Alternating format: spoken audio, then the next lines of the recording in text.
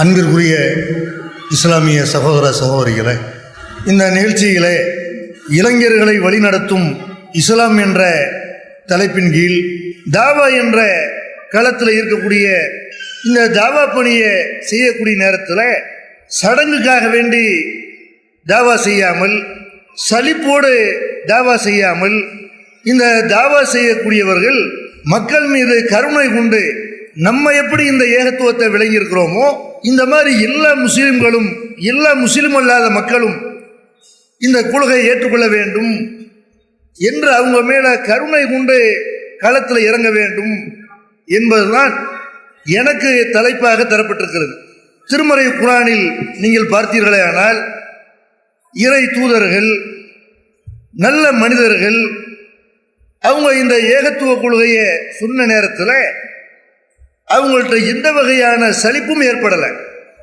பல ஆண்டு காலம் ஒரே பிரச்சாரத்தை அந்த மக்கள் மத்தியில் செய்தாலும் அந்த பிரச்சாரம் எந்த வகையில் எதிர்க்கப்பட்டாலும் ஒரு தயக்கமோ சலிப்போ சடைவடைகிறதோ நொந்து விமர்சனங்களுக்கு பயந்து அஞ்சி நடுங்குவதோ இதெல்லாம் நமக்கு முன்னால் வாழ்ந்த ஏகத்துவ முஸ்லிம்களிடத்தில் இருக்கவில்லை. அவர்கள் அந்த மக்களை எப்படி பார்த்தார்கள் என்றால், நம்ம நரகத்திலிருந்து தப்பிச்சிருக்கிறோம்ல, இப்படித்தான் எல்லா மக்களும் தப்பிக்கணும். நிறைய பேர் வழிகேட்டில் இருக்கிறார்களே, நிறைய பேர் சிந்திக்காமல் இருக்கிறார்களே என்று அவங்க மீது கருணை பார்வையுடையவர்களாகத்தான் நமக்கு முன்வாழ்ந்தவர்கள் இருந்தார்கள் என்று அல்லாஹ் திருக்குர்ஆன்ல சொல்லி காட்டுகிறான். நூஹ் என்ற ஒரு இறை தூதரை பற்றி அல்லாஹ் சொல்லுகிறான். அவங்க தாங்கள் வாழக்கூடிய காலத்தில் ஒரு கடவுள் கொள்கையை ஆதம் அலைஹிஸ்ஸலாம் அவங்களுக்கு பிறகு திருக்குர்ஆன்ல இந்த இறை தூதர் தான் சொல்லப்படுகிறார்கள். 950 வருட காலம் அந்த மக்கள் மத்தியில் வாழ்ந்து பிரச்சாரம் செய்த நூஹ் நபி அவர்கள் அந்த மக்கள்கிட்ட என்ன சொன்னார்கள்? இன்னி அகாஃபு அலைக்கும் அதாப யௌமில் அலீம், கடுமையான அந்த நாளின், மறுமை நாளின் வேதனை உங்களை வந்து அடைந்து விடுமோ என்று நான் பயப்படுகிறேன். எதுக்காக வேண்டி உங்கள்கிட்ட இந்த ஏகத்துவத்தை சொல்றேன்? எதுக்காக அல்லாஹ்வை மட்டும் வணங்க வேண்டும் என்று சொல்றேன்? அல்லாஹ்வுடைய அந்த வேதனை மறுமை நாளையில, நரகம் என்ற வேதனை உங்களை வந்து அடைந்து விடக்கூடாது, நீங்கள் நரகத்திற்கு போய்விடக்கூடாது, இதுக்குத்தான் நான் இந்த ஏகத்துவ கொள்கையை சொல்கிறேன் என்று நூஹ் அலைஹிஸ்ஸலாம் அவர்கள் அந்த மக்கள் மீது உள்ள கருணையால் தான் இந்த ஏகத்துவ பிரச்சார களத்தில் நிற்பதாக சொன்னதை திருமறை குர்ஆனில் அல்லாஹ் சொல்லி காட்டுகிறான். அதே மாதிரி ஒரு நல்ல மனிதருடைய வரலாறு அல்லாஹ் குர்ஆனில் சொல்றான். யாசின் சூரா, அதுல அல்லாஹ் ஒரு ஊரை பற்றி நமக்கு சொல்லி காட்டுகிறான். அந்த ஊருக்கு 2 இறை தூதர்கள் அல்லாஹ் அனுப்பி வைக்கிறான். அந்த 2 பேரும் போய் சொல்றாங்க, நாங்கள் அல்லாஹ்வுடைய தூதர்கள், அல்லாஹ்வை மட்டும்தான் நீங்க வணங்கணும் அப்படின்னு சொல்றாங்க. 2 பேரும் சொல்லி ஏற்றுக்க மாட்டேன்னாங்க. மூன்றாவது ஒரு தூதரை அனுப்பி அவருக்கு நம்ம உதவி செய்யணும், அவரை வலுப்படுத்தணும் அப்படிங்கிறான் அல்லாஹ். அப்ப ஒரே ஊருக்கு 3 தூதர்கள் போய் இந்த ஏகத்துவ கொள்கை போய் சொல்கிறார்கள். சொன்னால் 3 பேரும் என்ன செய்யறாங்க? இன்னா தத்தையர்னாபிக்கும், உங்களை நாங்கள் பீடையா கருதுகிறோம், நீங்க இந்த ஊர்ல இப்படி பிரச்சாரம் பண்றீங்கல்ல, இதனாலதான் எங்க ஊர்ல மழை பெய்யல, இதனாலதான் விளைச்சல் இல்லை, இதனாலதான் பஞ்சம் தாண்டவமாடுது, இதனாலதான் அழிவுகள் ஏற்படுது, நோய் நொடி உண்டாகுது என்று இறை தூதர்களை பீடை பிடித்தவர்களாக அந்த மக்கள் பேசினார்கள். அப்ப வேற ஒரு மனிதர், தன்னுடைய உள்ளத்தில் ஈமானை மறைத்திருந்த ஒரு மனிதர், அவர் என்ன செய்யறார்? அந்த இறை தூதர்களை ஏற்றுக்கொண்ட ஒரு மனிதர் அவர் வர்றார். வஜாமின் அக்ஸல் மதீனத்தி ரஜுலுன் யஸா கால யா கௌம் இத்தபியுல் முர்சலீன் இத்தபியும் அல்லா யஸாலுக்கும் அஜ்ரன் வஹும் முஹ்ததூன். அந்த ஊருடைய கடை கோடியிலிருந்து ஒரு மனிதர் சொல்கிறார், நீங்க இந்த தூதர்களை பின்பற்றுங்கள், உங்கள்கிட்ட எந்த கூலியும் அவங்க கேட்கல, இந்த பிரச்சாரம் செய்வதற்கு உங்கள்கிட்ட கூலி கேட்டார்களா? அவங்க நேர்வழியிலையும் இருக்கிறார்கள், உங்களை வைத்து அவங்க பணம் சம்பாதிக்கவும் இல்லை, உங்களை மாதிரி அவங்க வழிகேட்டிலும் இல்லை, உங்கள்கிட்ட எந்த கூலியும் வாங்காத இந்த தூதர்களை பின்பற்றுங்கள் என்று அந்த தூதர்களுக்கு சப்போர்ட்டாக அந்த மனிதர் பிரச்சாரம் பண்ணுகிறார். அந்த அவரும் சேர்ந்த ஏகத்துவத்தை சொல்றார். அல்லாஹ்வை தவிர யாரையா வணங்கலாமா? அவர்கள் எனக்கு ஒரு கெடுதலை செய்ய முடியுமா? எனக்கு ஒரு நன்மை செய்ய முடியுமா என்றெல்லாம் அவரும் சொல்றார். அவரை காலி பண்ணுறாங்க. அல்லாஹ் சொல்கிறான், கீழது குளில் ஜன்னா, சொர்க்கத்தில் நுழை என்று அவருக்கு சொல்லப்பட்டது அப்படிங்கிறான். ஷஹீத் ஆயிட்டார்னு அர்த்தம். அவரை ஏகத்துவ பிரச்சாரம் செய்து கொண்டிருக்கும் பொழுது அந்த மக்கள் வந்து கொலை செய்து விடுகிறார்கள். அவர் அந்த நேரத்தில் சொல்றாரா, அல்லாட்ட அவர் சொல்றாரா, யாழைத்த கௌமி ஏலமூன் பிமா கபர் அலி ரப்பி வஜாலனி மினல் முக்ரமீன். அடித்த அந்த மக்களை, தன்னை கொலை செய்த அந்த மக்களை, ஒரு சத்தியத்தை சொல்ல விடாமல் தடுத்த அந்த மக்களுக்காக வேண்டி அவர் அல்லாட்ட பேசுறாரு. என் மக்கள் இதை விளங்க வேண்டுமே, நான் செய்த பாவங்களை எல்லாம் அல்லாஹ் மன்னித்து என்னை இப்படி கண்ணியப்படுத்துகிறான் என்பதை இந்த மக்கள் அறியணுமே. தெரிஞ்சா இப்படி எதிர்க்க மாட்டாங்களே, தெரிஞ்சா ஏகத்துவத்துக்கு வந்துருவாங்களே.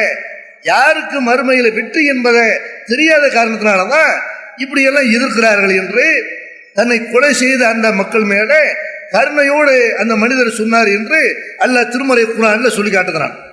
அப்ப நமக்கு முன்னாடி இந்த ஏகத்துவ பிரச்சாரத்தை செய்த அனைவருமே அவங்க எப்படி மக்களை பார்த்தார்கள்? நம்மளை அடிக்கிறான, நம்மளை உதைக்கிறான, நம்மளை ஊர் நீக்கம் செய்ய நினைக்கிறான, நமக்கு எதிராக வந்து களத்துல நிக்கிறான, இப்பெல்லாம் பார்க்கல. நீ என்ன வேணாலும் மன்னிக்க, நீ தெரியாம செய்யற. நாங்கள் தெரிந்த இந்த ஏகத்துவத்தை நீ தெரிந்து கொண்டால் எங்களோட களத்துல நீ வந்து நிற்ப. நாங்க எதிர்க்கிற மாதிரியே சிற்கு பிதத்து எல்லாத்தையும் நீ எதிர்ப்ப. நீ தெரிந்து கொள்ளணும், நரகத்துக்கு போய் விடக்கூடாது என்பதற்கு தான் நாங்க இதை சொல்றோம் என்று நமக்கு முன்னால் இந்த பிரச்சார களத்தில் நின்றவர்கள்லாம் அந்த கண்ணோட்டத்தோடு தான் பிரச்சாரம் செய்தார்கள் என்று அல்லாஹ் குர்ஆன்ல சொல்றான். அதே மாதிரி நபிகள் நாயகம் ஸல்லல்லாஹு அலைஹி வஸல்லம் அவங்களும் சொல்றாங்க. கடந்த காலத்தில் வாழ்ந்த ஒரு இறை தூதரை பற்றி குறிப்பிடுகிறார்கள். அந்த இறை தூதரை அந்த மக்கள் அடித்து ரத்தம் வர்ற அளவுக்கு அவர் முகமெல்லாம் அப்படி ரத்தம் வடிகிறது. அந்த ரத்தத்தை துடைத்து கொண்டு அவர் சொன்னாரா, அல்லாஹும் மக்ஃபிர்லி கௌமி ஃபஇன்னஹும் லா யஅலமூன். இறைவா, என் சமுதாயத்தை நீ மன்னித்து விடு, அவங்க அறியாமல் இருக்கிறார்கள். தனக்கு இரத்த காயத்தை ஏற்படுத்துறாங்க பாருங்க, அந்த மக்கள் வந்து அழியக்கூடாது, அந்த மக்கள் அல்லாஹ்வால் தண்டிக்கப்படக்கூடாது, அவங்கள மன்னிச்சிடா, அல்லாஹ் தெரியாம செய்கிறார்கள், விளங்காமல் செய்கிறார்கள் என்று ஒரு இறை தூதர் அந்த மக்கள்கிட்ட கருணையோடு தாவா களத்தில் நின்றார் என்று நபிகள் நாயகம் ஸல்லல்லாஹு அலைஹி வஸல்லம் இதை நமக்கு சொல்றாங்க. எதுக்கு சொல்றாங்க? தாவா களத்தில் நிற்கக்கூடியவர்கள் மக்களை நீங்க அப்படிதான் பார்க்கணும். நம்மளை அடிச்சுட்டாங்கன்னா அவனை கொண்டு போய் போலீஸ் ஸ்டேஷன்ல வச்சுதான் ஆகணும் அப்படிலாம் இல்லை. நீ அடிச்சாலும் சொல்லுவோம், நீ உதைச்சாலும் சொல்லுவோம். உன்னைய நாங்க வந்து தனிப்பட்ட முறையில் உன்னை தாக்குதல் நடத்த மாட்டோம். நாங்கள் இந்த ஏகத்துவ பிரச்சாரத்தை நீ ஏற்கிற வரைக்கும் நாங்க சொல்லிட்டு தான் இருப்போம். இப்படி தியாக மனப்பான்மையோட கடந்த காலத்தில் வாழ்ந்த இறை தூதர்கள் எப்படி பிரச்சனைகளை சந்தித்து இந்த ஏகத்துவ தாவா காலத்தில் நின்றார்களோ அப்படி நீங்கள் நிற்க வேண்டும் என்று நபிகள் நாயகம் ஸல்லல்லாஹு அலைஹி வஸல்லம் அவங்களும் சொல்றாங்க. அதே மாதிரி அல்லாஹ்வுடைய தூதரை அல்லாஹ் சொல்லி காட்டுறான். நபிகள் நாயகம் ஸல்லல்லாஹு அலைஹி வஸல்லம் அவர்கள் அந்த மக்கள்கிட்ட எப்படி இருந்தாங்க? 23 வருஷ காலம் வாழ்ந்தாங்கல்ல, அவங்களுடைய கேரக்டரை பத்தி அல்லாஹ் சொல்றான். லக்கது ஜாக்கும் ரசூலும் மின் அன்ஃபுசிக்கும். உங்களில் இருந்த ஒரு தூதர் உங்கள்கிட்ட வந்திருக்கிறார். அவர் எப்படி இருக்கிறாரு? அசீசுன் அலைஹி மா அனித்தும். நீங்கள் சிரமப்படுவது அவருக்கு ரொம்ப கஷ்டமாக இருக்கிறது. நீங்க சிரமப்படுறது ஒரு விரும்பல. மதம்ங்கிற பெயர்ல, ஆன்மீகம்ங்கிற பெயர்ல நீங்கள் உங்களை நீங்களே வந்து வருத்தி கொள்றீங்கல்ல, மண்டையில தேங்காய் உடைக்கிறீங்கல்ல, தீ மிதிக்கிறீங்கல்ல, கடவுள் பெயரால் அழகு குத்திக்கிறீங்கல்ல, கடவுள் பெயரால மலை ஏறுறீங்கல்ல, உங்களை நீங்களே மார்க்கம்ங்கிற பெயர்ல, வழிபாடுங்கிற பெயர்ல ஆடை இல்லாம நிர்வாணமாக வழிபடுறீங்கல்ல. இப்படி எல்லாம் மார்க்கத்தின் பெயர்ல நேர்ச்சை பண்றது, மார்க்கத்தின் பெயர்ல உங்களை நீங்களை துன்புறுத்திக் கொள்வது, இப்படி எல்லாம் நீங்கள் சிரமப்படுறத அவர் வந்து ஒரு பெரிய கஷ்டமா நினைக்கிறாரு.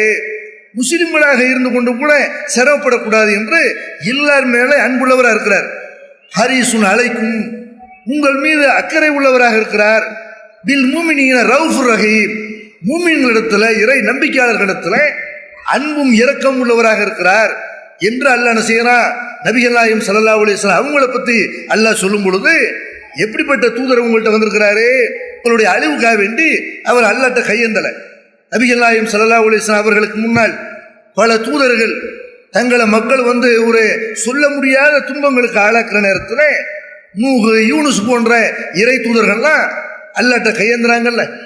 ரப்பிலா ததர அலல் அருளி மினல் காஃபிரீன தையாரா, இறைவா ஏக இறைவனை மறுக்கக்கூடிய இந்த கூட்டத்தார்ல ஒருத்தரை நீ விட்டு வைக்காத, இப்படிலாம் துவா செஞ்சாங்கல்ல.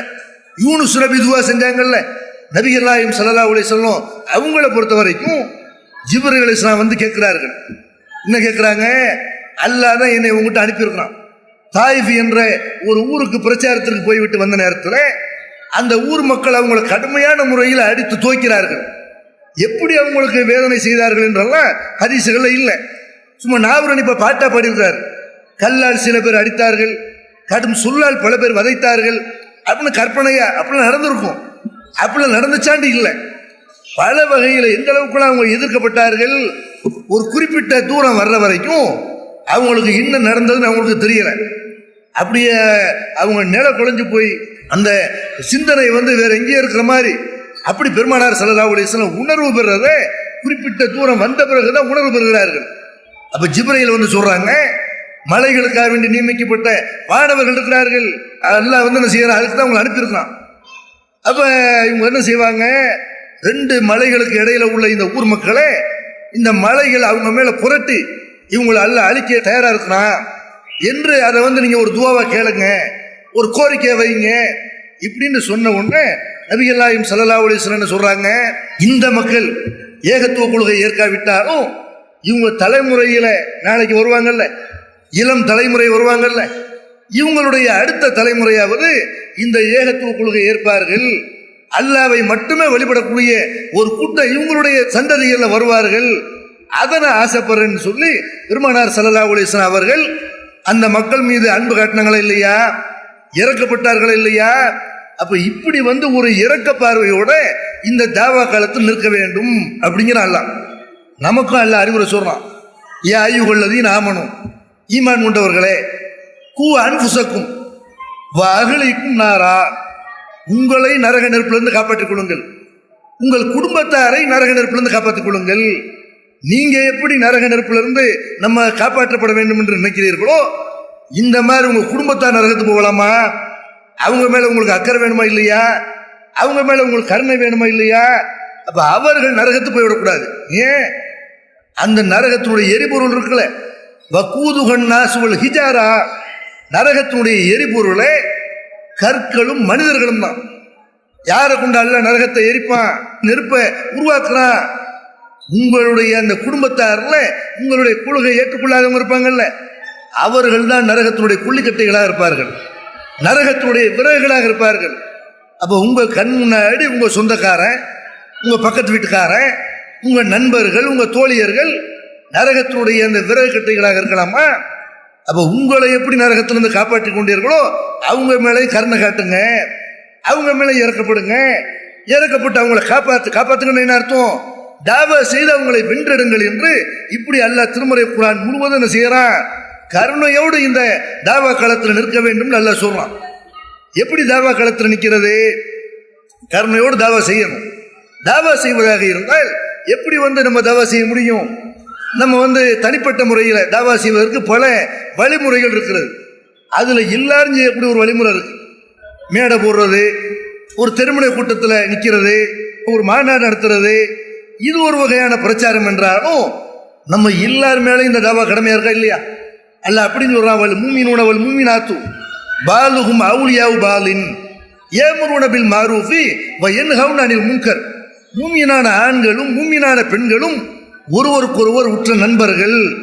நண்பர்கள் என்ன, நன்மையை ஏவுவார்கள், தீமையை தடுப்பார்கள். அந்த வகையில நண்பர்கள் என்று இந்த நன்மையை ஏவி தீமையை தடுக்கக்கூடிய இந்த பணி இது மூமினான ஆண்களுக்கு இருக்கிறது, பெண்களுக்கு இருக்கிறது அப்படின்னு நல்லா சொல்றான். அப்ப நம்ம எல்லார் மேலே இந்த தாவா கடமையா இருக்கிறது.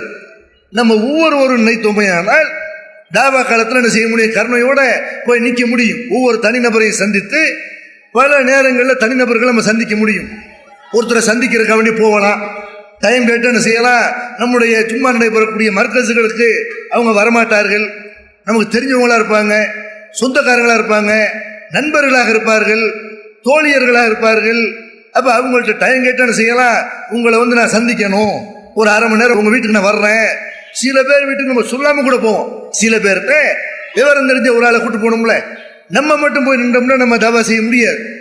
அப்போ ஒரு விவரமான ஒரு ஆளை அழைத்து கொண்டு சென்று தனிப்பட்ட முறையில் அவங்களை இதுக்காக வேண்டிய இந்த ஏகத்துவத்தை எங்களை புரிந்து கொள்ளுங்கள், ஏகத்துவத்தை தெரிந்து கொள்ளுங்கள், எங்களையே நீங்க எதுக்குறீங்க, எங்களை பற்றி என்ன சந்தேகம் இருக்கு கேளுங்க, இப்படின்னு தனிப்பட்ட முறையில் நமக்கு தெரிந்தவர்களை சந்தித்து வாரத்தில் ஒரு நாளோ அல்லது 2 நாளோ போய் ஒரு நபர் 2 நபர்னு போய் சந்திச்சோம்னு வைங்க, மேடையில் வந்து கலந்து கொள்ளாதவர்கள், நம்மளை வெறுப்போடு பார்த்தவர்கள், நம்மளை எதிர்க்க நினைத்தவர்கள், ஜமாத்தில் போய் நமக்கு எதிராக போய் களம் நின்றவர்கள், நம்ம போய் அவங்க வீட்டுக்கு போய் சொன்னோம்னு வைங்க, இல்லை கடைகளுக்கு போய் அவங்க ஃப்ரீயாக இருக்கிற டைம் போய் சொன்னோம்னு வைங்க, அப்போ யோசிப்பார்கள். இவங்கள்ட்ட நம்ம கேள்வி கேட்போம், ஏன் நம்மளை இவங்க எதுக்கணும், இவங்கள்ட்ட கேள்வி கேட்போம் அப்படின்னு நம்மகிட்ட கேள்வி கேட்பார்கள், விளக்கம் பெறுவார்கள். அப்போ இந்த வகையான ஒரு தாவா இருக்குல்ல, இது நம்ம செய்ய வேண்டிய ஒரு முக்கியமான பணி.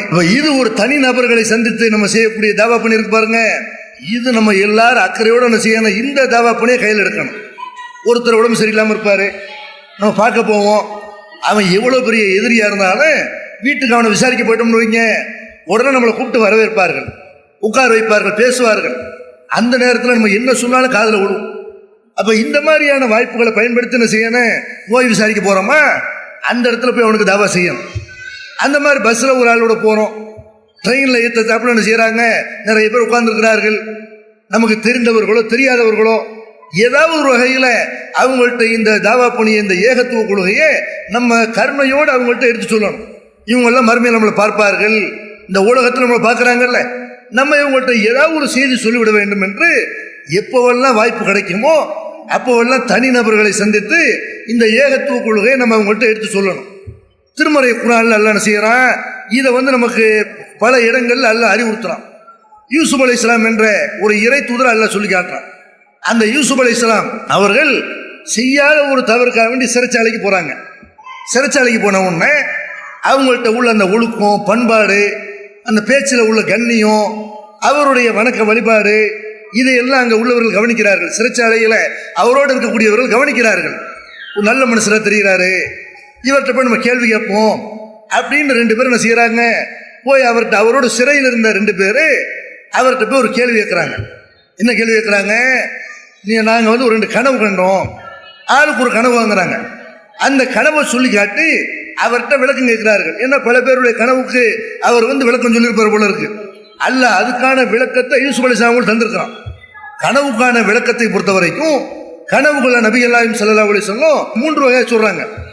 ஒன்று அர்த்தம் இல்லாத கனவு, அதுக்கு ஒரு அர்த்தம் இருக்காது. இன்னும் சில கனவுகள் வந்து நல்ல கனவுகள், அல்லாஹ்ட்ட இருந்து வருதுங்கிறாங்க. கெட்ட கனவுகள் வந்து சைத்தான்ட்ட இருந்து வருது. நல்ல கனவு கொண்டா அல்லாஹ் புகழுங்க, கெட்ட கனவு கொண்டா அதை வந்து அஊது பில்லாஹி மினஷ் ஷைத்தானின்னு சொல்லுங்க, அதனால உங்களுக்கு எந்த பாதிப்பும் ஏற்படாது, யார்கிட்ட நீங்க அதை சொல்லாதீங்க, இப்படிலாம் வழிகாட்டுக்கிறாங்க. நல்ல கனவு வருதா, அது உங்களுக்கு நடக்கிற விஷயமா கூட இருக்கலாம். ஒரு மூமினுக்கு வந்து கல்யாணம் பண்ற மாதிரி கனவுங்கிறானா அது அவனுக்கு நடக்கும். பிள்ளை பார்க்குற மாதிரி கனவுங்கிறானா அது அல்லாஹ் சொல்லக்கூடிய ஒரு நற்செய்தி. வரிசையில் பாஸ் ஆகிற மாதிரி கனவுங்கிறானா, பணக்காரனா ஒரு மாதிரி கனவுங்கிறானா, இதெல்லாம் அல்லாஹ் ஒரு மூமினுக்கு தரக்கூடிய ஒரு நற்செய்தி. அல்ஹம்துலில்லாஹ்னு அல்லாஹ் புகழுங்க அப்படிங்கிறாங்க. இதுக்கெல்லாம் யார்கிட்டையும் போய் விளக்கம் கேட்க வேண்டிய அவசியமும் கிடையாது. அந்த கனவுல வரக்கூடிய விஷயம் நம்முடைய வாழ்க்கையில் நடக்கும் பொழுது இதைத்தான் இந்த கனவுல பார்த்துருக்குறோம் அப்படின்னு நம்மளே விளங்கிக் கொள்ளலாம். ஆனால் யூசுப் அலைஹிஸ்ஸலாம் இருக்கிறாங்கல்ல, அவங்களுக்கு அல்லாஹ் என்ன செய்யறான்னு கேட்டால், இறை தூதருங்கிற அடிப்படையில் கனவுக்கு விளக்கம் சொல்லுகிற ஒரு ஆற்றலை, ஒரு அறிவை அல்லாஹ் அவங்களுக்கு கொடுத்துருந்தான். அப்போ ஈதாவர் அந்த மக்கள்கிட்ட என்ன செய்யறாரு, சிறையில் உள்ளவர்கள்ட்ட சொல்லியிருக்கிறாரு. 2 பேர் வந்து கனவுக்கான விளக்கத்தை கேட்கிறார்கள். நான் வந்து அரசருக்கு அந்த பழச்சாறு பிழிந்து கொடுக்குற மாதிரி கனவு கண்டேன் அப்படின்றவர் இதை சொல்லி இதுக்கு என்ன விளக்கம்னு கேட்குறாரு. ஏற்கனவே அவர் அந்த வேலை தான் பார்த்துக்கிட்டு இருந்தார். அப்போ இதை வந்து கனவுல பார்க்குற மாதிரி என்ன செய்கிறாரு, அவர் தூக்கி ஏதோ ஒரு காரணத்தினால தூக்கி உள்ளே போட்டாங்க. அப்போ திரும்ப இந்த மாதிரி ஒரு கனவு கண்டனே அப்படின்ன உடனே யூசுப் அலைஹிஸ்ஸலாம் அதுக்கு அந்த நேரத்தில் பதில் சொல்லலை. திரும்ப வந்து இன்னொருத்தர் சொல்கிறாரு, என்னுடைய தலையில் வந்து என்ன செய்யுது, பறவை வந்து அந்த பறவை எல்லாம் கொத்தி திங்கிற மாதிரி கனவு கண்டேன் இப்படின்னு என்ன செய்கிறாரு, அவர் சொல்லி கேட்டுறாரு. அப்போ யூசுப் அலைஹிஸ்ஸலாம் என்ன செய்கிறாங்க, 2 பேர் வந்து வசமாக மாட்டிருக்கிறாங்க அப்படின்னு என்ன செய்கிறாருன்னா, இப்போ இதை பயன்படுத்தி கொண்டு நம்ம என்ன செய்யணும், நம்மள ஒரு நல்ல மனிதர் என்று நம்பி வந்திருக்கிறார்கள். இவர்கிட்ட போனால் விஷயம் கிடைக்கும், ஒரு அறிவு கிடைக்கும் என்று வந்திருக்கிறார்கள். இவங்க நம்ம சும்மா விட்டுறக்கூடாது அப்படின்னு அவங்க கேட்ட கேள்விக்கு பதில் சொல்றதை விட யூசுப் அலைஹிஸ்ஸலாம் என்ன செய்கிறாங்க, அது ஒரு வாய்ப்பாக பயன்படுத்தி கொண்டு அந்த 2 பேர்ட்டையும் சொல்கிறாங்க, உங்கள் கனவு நடக்கிறதுக்கு முன்னாடியே நான் அதுக்கு விளக்கம் சொல்லிடுறேன், அது அல்லாஹ் எனக்கு கற்றுக் கொடுத்துருக்குறான், ஆனால் என்னையை பற்றி நீங்கள் தெரிஞ்சுக்கிறீங்க அப்படின்னு தன்னுடைய முன்னோர்களை பற்றி சொல்கிறாங்க.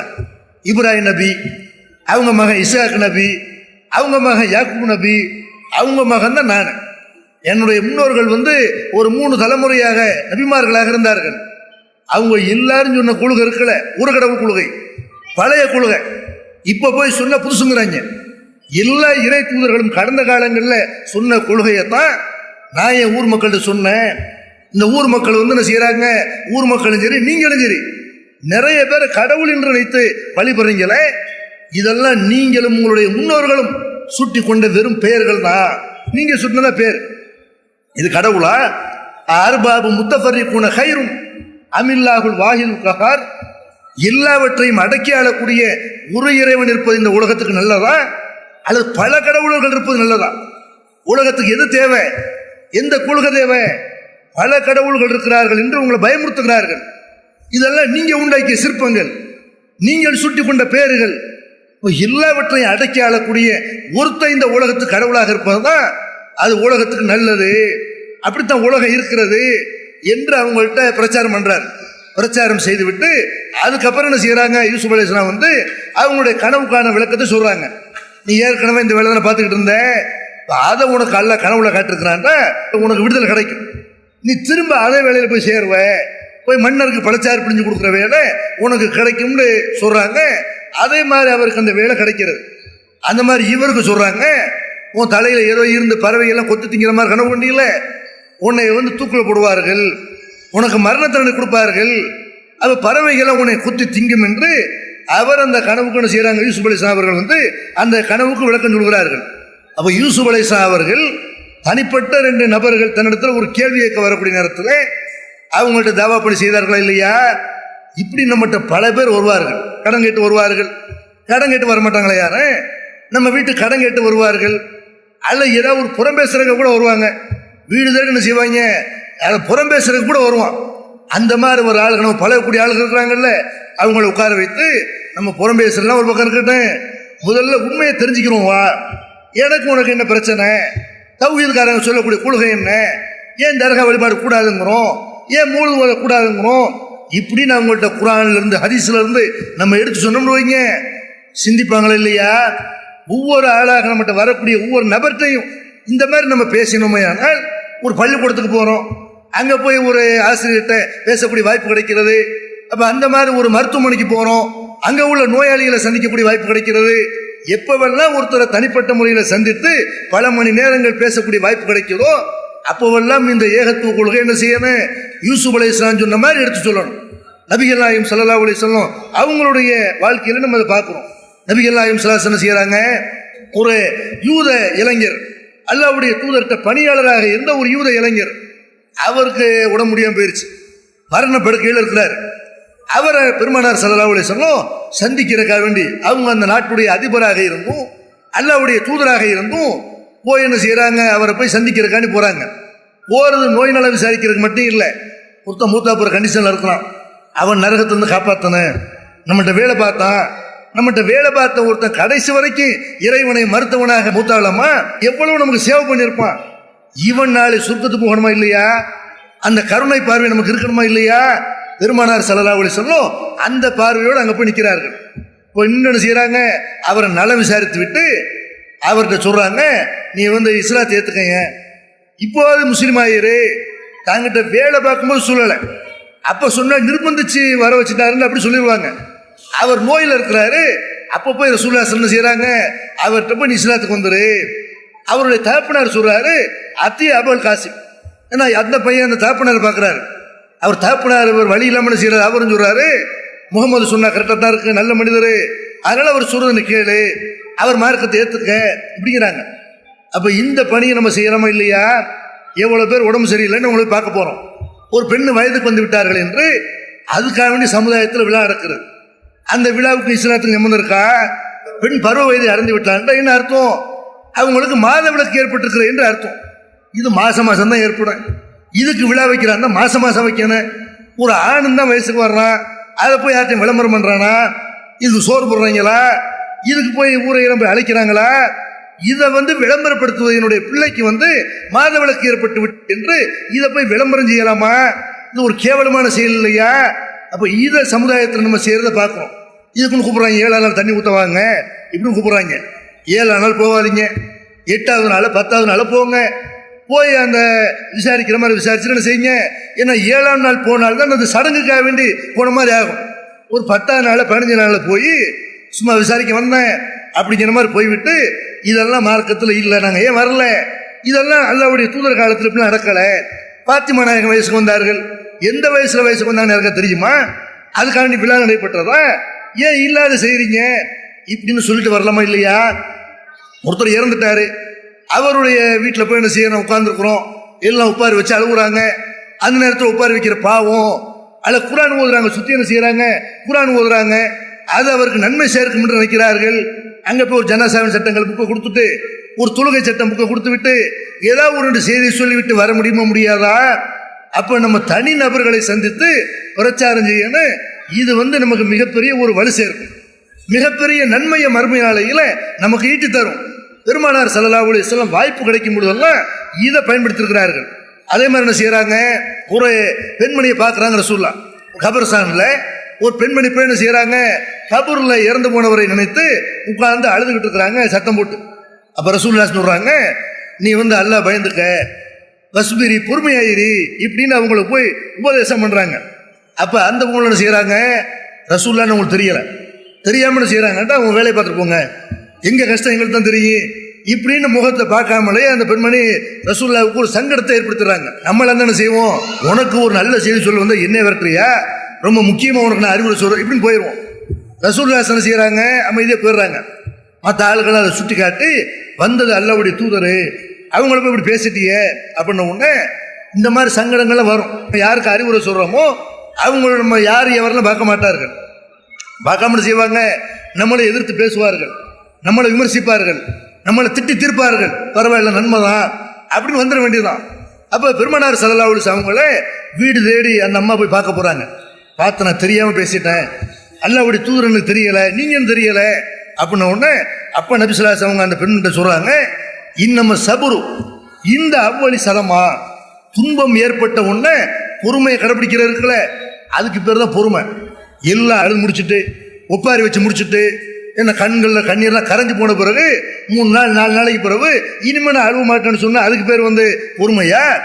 பொறுமைன்னா என்ன, ஒரு ஆள் மூத்தா போன உடனேயே இன்னால் இல்லாஹி வ இன்னா இலைஹி ராஜிஊன் சொல்லணும். அப்போ என்ன செய்யறது, மூத்தா போன உடனே உப்பாரி வச்சு அழுகுறது, ஊரை கூட்டுறது, என்ன சேர்த்து கொடுப்பீருங்களேன். சில பொம்பளைங்க அப்பெல்லாம் சொல்லி அழுவாங்க, என்னை விட்டுட்டு போயிட்டீங்களே, இதெல்லாம் அவருக்கு விளங்குமா கேட்குமா? அப்படி இறந்து போனதுக்காக வேண்டி உட்கார வைக்கிறாங்களே, இது அல்லாஹ்வுடைய தூதர் செய்யறாங்க. அந்த பெண்மணிட்ட அவங்கள சந்திக்கிற நேரத்தில் அவங்க அழுது கொண்டிருக்கிற அந்த நேரத்தில் கண்டிச்சாங்களே இல்லையா?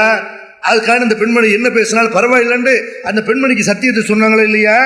இப்படி பெருமானார் ஸல்லல்லாஹு அலைஹி வஸல்லம் வாய்ப்பு கிடைக்கிற அந்த நேரங்கள்ல எல்லாம் இந்த ஏகத்துவ பிரச்சாரத்தை செய்திருக்கிறார்கள். அதே மாதிரி என்ன செய்யறாங்க, ரசூலுல்லாஹ் ஒரு அன்சாரி தோழருடைய தோட்டத்துக்குள்ள வருகிறார்கள். வந்த உடனே அங்க ஒரு ஒட்டகத்தை பார்க்கிறார்கள். அந்த ஒட்டகம் வயிறு அப்படியே ஒட்டி போயிருக்கு, பல நாள் சாப்பிடாத ஒட்டகம் மாதிரி வயிறு ஒட்டி போயிருக்கிறது, கண்கள் அப்படி குழி விழுந்து இருக்கிறது.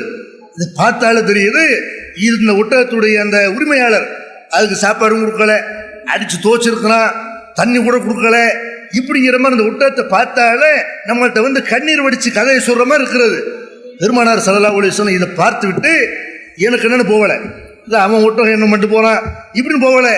பெருமானார் ஸல்லல்லாஹு அலைஹி வஸல்லம் உடனே செய்கிறாங்க, மன் சாஹிபு ஹாதல் ஜமல், இந்த ஒட்டகத்துடைய உரிமையாளர் யார் கேட்குறாங்க.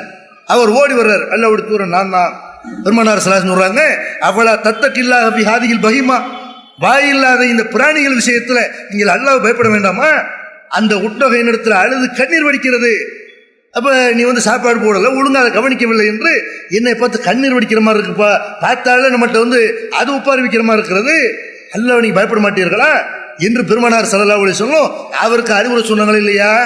இன்னைக்கு பார்க்கிற எத்தனையோ முஸ்லிம் இளைஞர்கள் திருமணம் ஆனவர்கள், திருமணம் ஆன பிறகு அல்ல திருமணத்துக்கு முன்னாடியும் தன்னுடைய பெற்றோரை, வயதான காலத்தில் உள்ள தன்னுடைய பெற்றோர்களுக்கு உழைச்சி கொடுக்காம, அவங்களுக்கு சோறு போடாம, அவங்களுக்கு வைத்தியம் பார்க்காம, அவங்கள ஒழுங்கான இடத்துல தங்க வைக்காம தெருவில் நிப்பாட்டுறான்.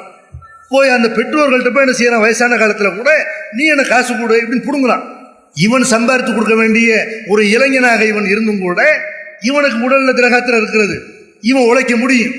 மாடு மாதிரி இருக்கிற இவன் என்ன செய்யறான், அவங்க உடல் அளவுல எல்லா வகையிலையும் வாழ்க்கையில நுண்டு நூலா இருக்கிற முதியவர்களான தன்னுடைய பெற்றோர்கள்ட்ட அவங்கள போய் குடும்பம் செய்யறவன் இல்லையா, அவங்க சம்பாதிச்சு கொடுக்காம இருக்கான இல்லையா, இந்த மாதிரி ஆளுகளை தெரிந்து அல்லாஹ்வுடைய தூதர் ஒரு ஒட்டகத்துக்காக வேண்டி பரிந்து பேசுனாங்களே, ஏன்பா தாய் தகப்பன் உழைச்சு போட மாட்டியா, இப்படி ஊர் சுத்துறதா உனக்கு வேலையா, நீ தாய் தகப்பன் பிடிங்கி தீங்கிற சரியா இது என்று அவனுக்கு குர்ஆன் வசனத்தை சொல்லி ஹதீஸை சொல்லி பெற்றோருக்கு செய்ய வேண்டிய அந்த பணிவிடைகளில் உள்ள சிறப்புகளை சொல்லி பணிவிடை செய்யாவிட்டால் கிடைக்கக்கூடிய வேதனைகளை சொல்லி எச்சரிக்கை பண்ணலாமா இல்லையா?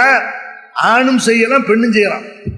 அப்ப இந்த மாதிரியான ஒரு தாவா பணி என்ன செய்யணும், இதை செய்யணும். இப்படி நமக்கு கிடைக்கிற வாய்ப்பை எல்லாம் பயன்படுத்தி தனிப்பட்ட முறையில் ஒவ்வொரு ஆளுக்கும் நம்ம சொன்னோம்னு வைங்க. அப்படி சொல்லும்போது சும்மா சொல்ற மட்டும் இல்லை, போய் சந்திங்க, சந்திக்கும் போது ஒரு ஏகத்துவத்தை கொண்டு போங்க. ஏகத்துவம் மாத இதழ் நம்முடைய ஜமாத்தின் சார்பாக நடைபெறுகிறது, அதை கொண்டு போய் கொடுங்க. அல்ல ஒரு நோட்டீஸை கொடுத்து கடை கடைக்கு வீடு வீடுக்கு போய் ஒரு நோட்டீஸை கொடுத்து அப்படி தனிப்பட்ட முறையில் அவங்கள சந்திச்சு பிரச்சாரம் பண்ணுங்க. அல்லது இஸ்லாமிய நூல்கள், மார்க்க அறிஞர்கள் எழுதப்பட்ட இஸ்லாமிய நூல்கள் இருக்கிறது. கடந்த காலங்களில் எல்லாம் அந்த நூல்கள் தான் பிரச்சாரத்துக்கு பெரிய ஒரு அடித்தளமாக இருந்தது. ஆரம்ப காலங்களில் எல்லாம் பேய் பிசாசு உண்டாண்டு ஒரு நூல் எழுதப்பட்டது. பெரும்பாலான மக்கள் நம்பி கொண்டிருந்த அந்த நேரத்தில் பேய் பிசாசு உண்டாண்டு ஒரு நூல் எழுதப்பட்டது. அதை ஒவ்வொரு முஸ்லீம் வீடுகளையும் போய் சேர்த்து அந்த நூலை படித்ததன் மூலமாக நிறைய பேர் என்ன செஞ்சாங்க, அந்த நம்பிக்கையிலிருந்து விலகி வந்தார்கள். அப்போ அப்படி முஸ்லீம் சமுதாயத்தில் இன்றைக்கு சொல்ல வேண்டிய நிறைய விஷயங்கள் இருக்கிறது.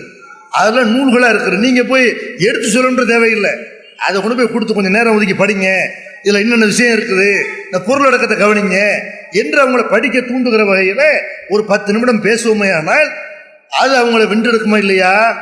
தனிப்பட்ட முறையில் போய் நம்ம சந்தித்து பிரச்சாரம் பண்ணக்கூடிய நேரத்தில் அதனால நிறைய நன்மைகள் நமக்கு ஏற்படும். இதனால ஏற்படுற நன்மை என்ன? இப்போ நம்ம போய் ஒவ்வொரு நபரும் பிரச்சாரங்களாக மாறுறோம், களத்தில் இறங்கி பிரச்சாரம் பண்ணுறோம்னு வைங்க. அந்த மாதிரி பிரச்சாரம் பண்ணும் பொழுது நம்மள்கிட்ட சில நன்மைகள் இல்லாமல் இருக்கும். நம்ம எல்லா விஷயங்களும் கரெக்டாக இருப்போமா? ஏதாவது நம்மகிட்ட சில தவறுகள் இருக்கும், சில நன்மைகள் இல்லாமல் இருக்கும். மக்கள் அதையெல்லாம் பார்ப்பார்கள். ஏகத்துவத்தை பிரச்சாரம் பண்ணக்கூடிய இவர்கள்ட்ட ஒழுக்கம் இருக்குதா, இவங்கள்ட்ட வணக்க வழிபாடு இருக்குதா, இவங்கள்ட்ட நல்ல அமல்கள் இருக்கிறதா என்றெல்லாம் மக்கள் பார்ப்பார்கள். உதாரணத்துக்கு நம்மகிட்ட தொழுகை இல்லைன்னு வைங்க, பள்ளிவாசலுக்கு நம்ம போகிறது இல்லை, வெறும் மண்ணு செய்கிறோம், இந்த மாதிரி போய் பிரச்சார காலத்தில் மட்டும் நிற்கிறோம் அப்படின்னா இதை மக்கள் நம்மகிட்ட கேட்பாங்க.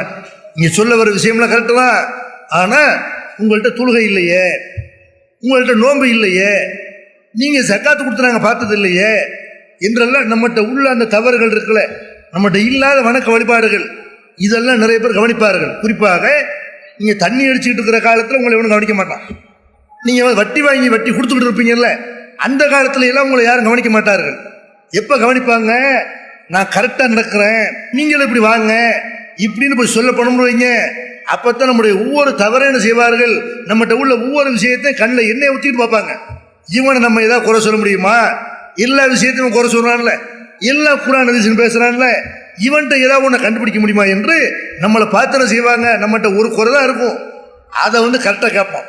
உங்கள்கிட்ட இது இருக்குல்ல அப்படின்னு நம்ம என்ன செய்வோம், ஆகா நம்மள்கிட்ட இந்த வணக்க வழிபாடு இல்லாத காரணத்தினால இது போய் பிரச்சார காலத்தில் நிற்கும் போது நம்ம மக்கள் கேள்வி கேட்குறாங்க, இதை மாற்றிக்கிறணும் அப்படின்னு நம்மகிட்ட இல்லாத வணக்க வழிபாடுகள்லாம் நம்மகிட்ட வர ஆரம்பிக்குமா இல்லையா? சொல்கிறேன், சரி, ஆலிமாவாக இருப்பாங்க, ஆலிமாக இருப்பார்கள், அல்லது சாதாரண பிரச்சாரராக இருப்பாங்க, அல்லது ஒரு சாதாரண உறுப்பினராக இருப்பார்கள், ஒரு நிர்வாகியாக இருப்பார்கள். பிரச்சார காலத்தில் போய் நின்றால் இப்படிலாம் கேள்வி கேட்பாங்களான்னு பயந்துக்கிட்டேன்னு செய்கிறாங்க. நிறைய பேர் இதுக்கெல்லாம் போய் நிற்க மாட்டேங்கிறாங்க. ஆனால் இதெல்லாம் நம்ம இடத்துல நிறைய நன்மைகளை உண்டாகும். மக்கள் கேள்வி கேட்க நம்மகிட்ட என்ன செய்ய நிறைய மாறுதல்கள் ஏற்படும். அதில் நம்மகிட்ட உள்ள தப்பை சுட்டி காட்டுவாங்க. நீ மாமியாவை ஏற்று பேசுறிய, நீ உங்கள் அம்மாவை கவனிக்கிறது இல்லையே, நீ சிகரெட் குடிக்கிறியே, நீ சினிமா பார்க்குறியே இப்படின்னு கேட்குறான்னு வைங்க, நமக்கு வெக்கமாக இருக்கும். ஆக நம்ம இந்த மக்கள் நரகத்திலிருந்து பாதுகாக்கப்பட நினைக்கிறோம், சிறுக்கு விதத்தை செய்கிறாங்கன்னு கவலைப்படுறோம். ஆனால் நம்மகிட்ட உள்ள ஒரு சின்ன குறை இவங்களை நம்மளை விட்டு தூரமாக்குது. சொல்கிறவன் கரெக்டாக நடக்கணும்ல, அதை மக்கள் கவனிப்பார்கள். சொல்கிற மாதிரி இவன் நடக்கிறானா, இப்போ நீ ஒழுங்கா இல்லைன்னா எப்படி பிரச்சாரம் பண்ணுறது இப்படின்னு கேட்குற கேள்வி நம்முடைய நெஞ்சை பிளக்கிற மாதிரி இருக்கும். சரி, அதான பிரச்சனை, நான் சினிமா பார்க்குறது உனக்கு பிரச்சனையா, இனிமேல் சினிமா பார்க்க மாட்டேன். நான் எங்கள் மாமியாவை ஏற்று பேசுகிறது உனக்கு பிரச்சனையா, இனிமேல் அப்படி நடக்க மாட்டேன். எங்கள் அம்மாவுக்கு சோறு போடாத பிரச்சனையா, இனிமேல் அப்படி நடக்க மாட்டேன். இப்படின்னு என்ன செய்வோம்? தாவா காலத்தில் நம்ம இறங்கும் பொழுது நம்மகிட்ட உள்ள ஒவ்வொரு விஷயங்களையும் நம்ம திருத்திக்கிறோம். இது போக நம்மள்கிட்ட மக்கள் கேள்வி கேட்பார்கள். நீங்கள் போய் மக்களை போய் சந்திச்சு ஒவ்வொரு விஷயத்தையும் போய் எடுத்து சொல்றீங்கன்னு வைங்க, மக்கள் என்ன செய்வாங்க, இவர் ஓரளவு விவரம் தெரிஞ்சவர் போல இருக்கு, இவர்கிட்ட போய் ஒரு தலாக்கு சட்டத்தை கேட்போம், இவர்கிட்ட போய் ஜீவனம் சட்டத்தை கேட்போம், இவர்கிட்ட இறந்து போனவருக்கு என்ன செய்ய வேண்டும் என்று அதை பற்றி கேட்போம், ஒரு சொத்தை எப்படி பிரிப்பது என்று அதை பற்றி இப்போ கேட்போம். இப்படின்னு பல பிரச்சனைகள் அவனுக்கு இருக்கும். எப்படி துழுவுறது, எப்படி நோன்பு வைக்கிறது, நோன்பு எப்போ முறியும், இப்படின்னு அவனுக்குள்ள பல சந்தேகம் இருக்குல்ல. அப்போ இதையெல்லாம் நம்மகிட்ட கேட்க ஆரம்பிப்பார்கள். நமக்கு எல்லா விஷயமும் தெரியுமா? சில விஷயங்கள் தெரிஞ்சிருப்போம், சில விஷயங்கள் தெரியாமல் இருப்போம். இதுக்காண்டி நம்ம என்ன செய்வோம், நம்ம அந்த கேட்டு சொல்கிறேன், தெரிஞ்ச விஷயத்த பதில் சொல்லிடுவோம். தெரியாத விஷயத்த என்ன செய்வோம், நான் இதை பார்த்துட்டு சொல்கிறேன், குரானை போய் புரட்டு வைங்க. உங்களுக்கு தெரியாத விஷயம் உங்களுக்கு தெரிஞ்சு போயிடும். அல்ல குரானில் உங்களுக்கு தெரியலை, ஹதீஸ் கிதாபுகளை புரட்டுறீங்க, தமிழாக்கங்களை புரட்டுறீங்க, உங்களுக்கு இது வரைக்கும் தெரியாத ஒரு விஷயம் தெரிஞ்சு போயிடும். அல்ல அதுலேயும் தெரியலையா, யாராவது உங்களுக்கு தெரிந்த ஒரு ஆளுமிட்ட என்ன செய்கிறீங்க, ஒரு அறிஞர்கிட்ட ஃபோன் பண்ணி கேட்குறீங்க, இப்படி ஒரு கேள்வி வந்திருக்குது, இதுக்கு என்ன ஆன்சரு, அவங்க உங்களுக்கு ஆன்சரை சொல்லி தருவாங்களா? அப்போ உங்களுக்கு தெரியாத ஒரு கேள்விக்கு புதுசாக ஒரு ஆன்சர் கிடைச்சிடும். இப்படி டெய்லி சந்திச்சுட்டே இருந்தீங்கன்னு வைங்க, ஒவ்வொரு நாளும் கேள்விகளை சந்திக்க சந்திக்க நிறைய விஷயங்களை நம்ம பார்ப்போமா இல்லையா, தெரிஞ்சுக்கிறோமா இல்லையா, தெரியறதுக்காண்டியே படிக்க ஆரம்பிப்போம். நிறைய பேர் தாவா காலத்தில் போய் நிற்காமல் இருக்கிறதுக்கு என்ன காரணம்னு கேட்டால், கேள்வி கேட்டால் பதில் சொல்ல தெரியாத. நம்ம போய் அவன்கிட்ட கேட்கலாம், ஏன்பா சிப்பா போட்டிருக்கிற, ஏன் தொப்பி போடுற, ஏன் நீ விரல ஆட்ட மாட்டேங்கிற, இப்படின்னு போய் கேட்கலாம். அவன் ஏதாவது ஆதாரம் ஒன்று சொல்லிட்டான், ஏன்பா மூழ்கு வரின்னு கேட்குறோம். அவன் பதிலுக்கு என்ன செய்யறான், இல்லை ரசூல்லா காலத்தில் இப்படிலாம் படிச்சிருக்கிறாங்கன்னு சொல்லிட்டான்னு வைங்க, ஒரு பேச்சுக்கு அப்படி ஒன்று இல்லை, அப்படி சொன்னான்ட்ட அது இருக்கா இல்லையான்னு தெரியணுமா இல்லையா? அப்போ இதுக்காண்டி நம்ம என்ன செய்வோம், இஸ்லாமிய நூல்களை போய் பார்ப்போம். மௌலூது சம்மந்தமாக என்ன நூல்கள்லாம் இருக்கிறது, தர்கா வழிபாடு சம்மந்தமாக என்ன நூல்கள்லாம், இப்படின்னு போய் பார்க்க ஆரம்பிச்சோம்னு வைங்க, நம்ம மதரசாவுக்கு போகாமலேயே ஒரு மார்க் அறிஞராக ஆகக்கூடிய அளவுக்கு நம்மகிட்ட கல்வி ஞானம் வளரும். அப்போ இது தாவா பணியினால் நம்ம கிடைக்கக்கூடிய ஒரு நன்மை. இது போக சில பேர் இந்த தாவா காலத்தில் நிற்பதற்காக வேண்டி என்ன செய்யணும், தங்களை தியாகம் பண்ணி ஒதுக்கி படிக்கணும்னு அதையும் எல்லாம் சொல்லி காட்டுறான். ஃபலவுலா நஃபர மின் குல்லி ஃபிர்கத்தின் மின்னுகும் தாயிஃபத்துல் யதஃபக்கஹு ஃபித்தீனி வலியுந்திரு கௌமஹும் இதா ரஜவு. அவர்களில் ஒவ்வொரு கூட்டத்தாரில் இருந்தும் ஒரு சின்ன கூட்டம் கிளம்பி போக வேண்டாமா? எதுக்கு கிளம்பி போகணும்? போய் மார்க்கத்தை ஒரு இடத்துல போய் படித்து விட்டு ஊருக்கு திரும்பி தங்களுடைய ஊர் மக்களை அச்சமூட்டி எச்சரிக்கை செய்யறதுக்காக வேண்டி போய் படிக்க போங்கப்பா. இது கொண்டு ஒரு கூட்டம் தயாராகுங்கன்றான்ல. அப்போ தாவா காலத்தில் இந்த கருணையோடு மக்கள் மத்தியில் இந்த ஏகத்துவத்தை நம்ம சொல்ல வேண்டுமே, ஆனால் நம்ம படிக்கணும். படிக்கிறேன் வெறுமனே சும்மா ஒரு தமிழில் உள்ள படிக்கிற மட்டும் படிக்கிற இல்லை, குரானுக்கு அர்த்தம் தெரியணும், ஹதீஸுகளுக்கு வார்த்தைக்கு வார்த்தை அர்த்தம் தெரியணும், அரபு இலக்கண இலக்கியங்கள் தெரியணும். அப்போதான் விவாத காலத்தில் நிற்க முடியும். அப்போதான் பொதுக்கூட்டங்களில் ஒரு சில விஷயங்களை தமிழில் சொல்கிறத விட அரபியில் சொன்னோம்னா அதுக்கு ஒரு வெயிட் இருக்கு. நிறைய பேர் என்ன செய்வாங்க, பொய்ய கூட அதனால தான் அரபியை சொல்லி ஏமாத்துறான். ஆலிம் சாக்கள் என்ன செய்கிறாங்க, கதை தான் விடுவான், இடையில ஒரு அரபியை விட்டான்டா, அஜர்த்து ஆலிம் சா அரபியில் சொல்கிறாருல்ல, இவர் எவ்வளோ நேரம் பேசினாலும் தமிழ் தான் பேசினார், இவர் தான் அரபியில். அதனால தான் பார்க்குறோம் நம்முடைய ஜும்மா மர்க்கஸுகளில் 1 மணி நேரம் ஜும்மா பயன் ஓடிக்கிட்டு இருக்கேன், கலந்துக்கிட்டு குத்துபாவே செய்யலைன்னு போயிடுவாங்க. ஏன் குத்துபா? அதுதான் குத்துபா. அது குத்துபாண்ட பிரசங்கம்னு அர்த்தம், ஹத்தபாண்ட பேசினான், குத்துபாண்ட பேசுறது பிரசங்கம்னு அர்த்தம். 1 மணி நேரம் தமிழில் பேசினாலும் அதுக்கு பேர் என்ன இல்லையா, குத்துபா இல்லையா? குத்துபாண்ட என்ன இருக்கணும், அது அரபியில் மட்டும்தான் இருக்கணும் இப்படிங்கிறான். அப்போ அரபியில் என்ன இருந்தாலும் சரி, அரபியில் அந்த காலத்தில் உள்ள மன்னர்களுக்கெல்லாம் துவா செஞ்சு எழுதியிருப்பாங்க அந்த குத்துபா கித்தாப்பில், ஹாக்கானுக்கு அருள்புரிவாயாக அப்படிமாங்க. அந்த மாதிரி இறைவா இந்த காலத்து ஆட்சியாளர் இருக்கிறாங்கல்ல, இவங்களுடைய இந்த ஆட்சியை வலுப்படுத்துவாயாக இப்படிலாம் அஜர்த்து அரபியில் கேட்பார், மோடிக்கு அவனு துவா செய்வார், எல்லாம் ஆமீன்மாங்க. அற்புதமான குத்துபா, எவ்வளோ நேரம் ஓதுனார், எவ்வளோ அழகாக ஓதுனார் இப்படிமாங்க. அப்போ அரபியில் சொன்னால் ஒரு விவரமாக நாள் என்று நினைப்பார்கள். இதை கவனத்தை கொண்டு என்ன செய்யணும், அரபியில் குரான் வசனங்களை சொல்ல பழகிக்கொள்ளணும், ஹதீஸுகளை அரபியில் சொல்ல பழகிக்கொள்ளணும். அப்படி அதுக்காண்டி குரானை படிக்கணும், குரானுடைய அந்த வசனங்களை மனப்பாடம் பண்ணணும், ஆதாரங்கள் நம்ம எதை பேசுகிறோமோ அதுக்கான ஆதாரங்கள் எடுத்துக்கொள்ளணும். இப்படி நம்ம இந்த தாவா காலத்தில் என்ன செய்யணும், களமிறங்கி வீரியமாக நம்ம பிரச்சாரம் செய்யணும். இதுக்காண்டி நம்முடைய அந்த கல்வி ஞானத்தை அதிகமாக வளர்த்து கொள்ளணும். ஆண்களாக இருந்தாலும் சரி, பெண்களாக இருந்தாலும் சரி, ஒரு சபதம் எடுத்துக்கொள்ளுங்கள். என்ன சபதம்? நம்ம பிரச்சாரம் செய்ய வேண்டுமே ஆனால் நம்மகிட்ட விஷயம் இருக்கணும். சொல்லுவாங்கள்ல, சட்டியில் இருக்கிறது ஆப்பிள் வருமாங்கல்ல, நம்மகிட்ட விஷயம் இருந்தால் வார்த்தைகள் வந்துக்கிட்டே இருக்கும், ஆதாரம் சொல்லிக்கிட்டே இருப்போம். ஒவ்வொரு விஷயத்துக்கு என்ன செய்வோம், ஆதாரம் சொல்லிக்கிட்டே இருப்போம். அப்போ ஆதாரங்கள் நம்ம படிக்கணும், குரானை படிக்கணும், ஹதீஸை படிக்கணும், இஸ்லாமிய நூல்களை படிக்கணும் என்று நம்முடைய கல்வி ஞானத்தை நம்ம வளர்க்க வேண்டும். நிறைய படித்துவிட்டு மார்க்கத்தை மக்களுக்கு சொல்லணும். எல்லாம் உள்ள அல்லாஹ் ரப்புல் ஆலமீன் நம்ம ஏற்றுக்கொண்ட இந்த ஏகத்துவக்கூடிய அனைத்து மக்களும் ஏற்பதற்கு நம் மூலமாக அல்லாஹ் அந்த வசதியை செய்து தருவானாக என்று கூறி முடிக்கிறேன். அஸ்ஸலாமு அலைக்கும் வரஹ்மத்துல்லாஹி வபரகாத்துஹு.